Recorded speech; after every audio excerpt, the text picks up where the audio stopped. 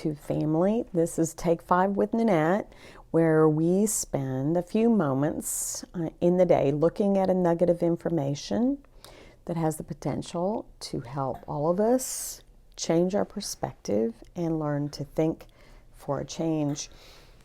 I spoke the last time we were together about the fact that I had referred to a Take 5 called What Drives You.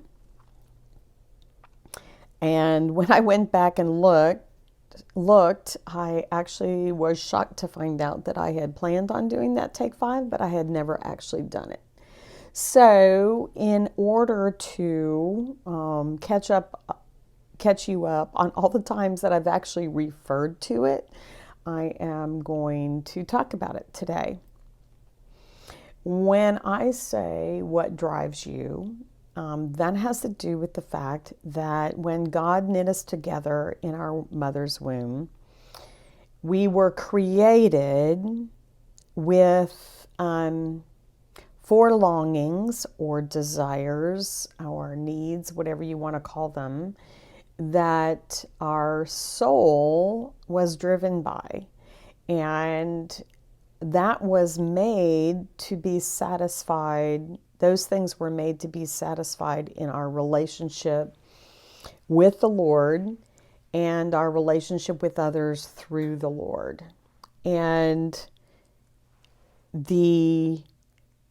when man chose to listen to a voice other than God's and basically ate of the tree of the knowledge of good and evil,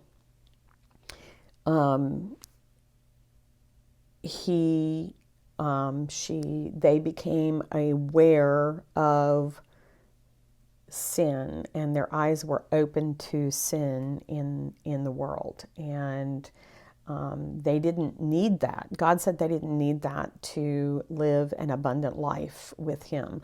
Adam obviously had not needed that to carry out the purposes and to live in the authority that God had already given him. He was already operating in that. Adam and Eve were already operating that in the garden. And when that happened, think of it like a triangle, okay? So you had the spirit man, the soul, and the body. And when that happened, it got flipped, basically, and the spirit became dead to the spiritual things of the Lord, basically buried. And it needed Jesus to come and die on our behalf so that our spirit man could be resurrected to the newness of life and once again become connected to the Holy Spirit and live in right alignment and the proper alignment that God designed us to live. Well, when our spirit man became dead to the things of God, and basically was left with living out of our understanding of the knowledge of good and evil, we still had those drives, those needs, those longings in our soul.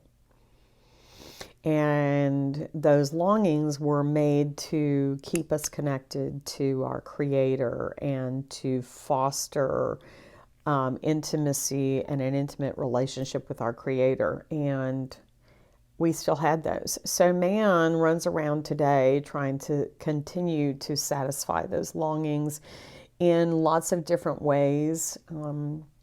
Some of them may be okay, they may be good, but they're still going to leave you unsatisfied. They're not necessarily evil or destructive, but they will leave you unsatisfied. And some of them are destructive and negative in nature. So we look for ways to satisfy that. And those four needs, the first one is variety and fun.